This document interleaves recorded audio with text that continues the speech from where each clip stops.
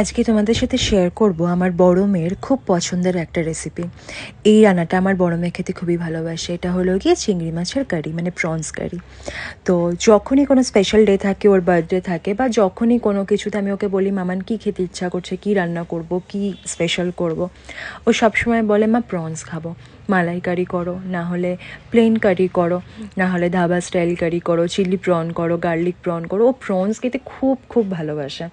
তো আমি ওই জন্য আমি ওর বার্থডেতে আমি অলওয়েজ চেষ্টা করি একটা অ্যাটলিস্ট আমি প্রনের আইটেম আমি রাখি, প্রনস রাখি আমি। তো যাই হোক, আজকে আমি নিয়েছি বাগদা। বাগদা পেয়েছিলাম বাজারে, তো বাগদাই নিয়েছিলাম। ভালো করে তেলটা গরম হয়ে যাওয়ার পর তেলের মধ্যে একটু নুন হলুদ দিয়ে মাছে নুন হলুদ মাখিয়ে ভালো করে আমি প্রনসগুলোকে ভালো করে ভেজে নিলাম। তারপর তেলটা গরম হয়ে যাওয়ার পর একটু জিরে ফোড়ন দিয়ে পেঁয়াজ আর টমেটোটা দিয়ে দিলাম। পেঁয়াজ আর টমেটোটাকে ভালো করে ভেজে নিতে হবে এখানে। তারপর আমি যে মশলাটা এখানে অ্যাড করব, সেখানে আমি দিয়েছি আদা, রসুন আর কাঁচা লঙ্কা। আমি কিন্তু সব রান্নাতেই কাঁচা লঙ্কা ব্যবহার করি। টমেটো আর পেঁয়াজটাকে ভাজার সময় আমি কিন্তু নুনের সাথে এখানে একটু চিনিও দিয়ে দিয়েছিলাম। চিনিটা সবসময় পেঁয়াজ ভাজার সময়তেই অ্যাড করা ভালো, তাহলে কিন্তু কালারটা খুব ভালো আসে, মানে গ্রেভির কালারটা খুব ভালো আসে। তো ফার্স্টে ভালো করে পেঁয়াজটাকে আর টমেটোটাকে কিন্তু ভালো করে ফ্রাই করে নিতে হবে, কারণ টমেটো যেটা গলার সেটা কিন্তু এই ফ্রাইয়ের সময় গলে যাবে।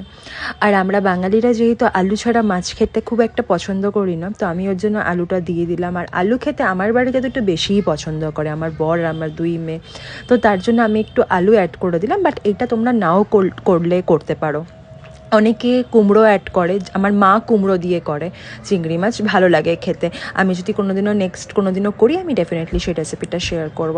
তো আমি এখানে আলু দিয়ে দিয়েছি, এবং আলু দিয়ে ভালো করে পেঁয়াজটাকে আর টমেটোটাকে ভালো করে 2 মিনিট মতো নাড়াচাড়া করে নিয়ে আমি কিন্তু আমার বাটা মশলাটা দিয়ে দিলাম।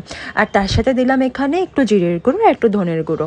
ব্যাস, আমি কিন্তু এখানে আর কোনো এক্সট্রা মশলা আর অ্যাড করব না।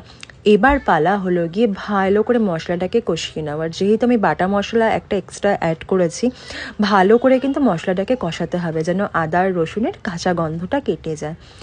অনেকে এই টাইমটাতে একটু হালকা দইও অ্যাড করে থাকে, কিন্তু আমি কিন্তু এই রান্নাতে দই দিইনি সেদিনকে। তার কারণ আমি একদম প্লেন ঘরোয়া প্রন কারি বানাচ্ছিলাম। যদি কোনো দিনও ধাবা স্টাইল বানাই, তো সেই ক্ষেত্রে দহি অ্যান্ড এক্সট্রা একটা তড়কা, যেটা কিনা আফটার মানে কমপ্লিট হয়ে যাওয়ার পর তারপর ওটাকে অ্যাড করতে হয়। তো আমি যদি কোনো দিনও নেক্সট টাইম বানাই, আমি ডেফিনেটলি সেদিনকে শেয়ার করব। আর এখানে মাছটা দিয়ে আমি ঝোলটাকে ভালো করে ফুটিয়ে নিলাম, গরম মশলাও দিয়ে দিয়েছিলাম। এইটা আমার ফাইনাল লুক।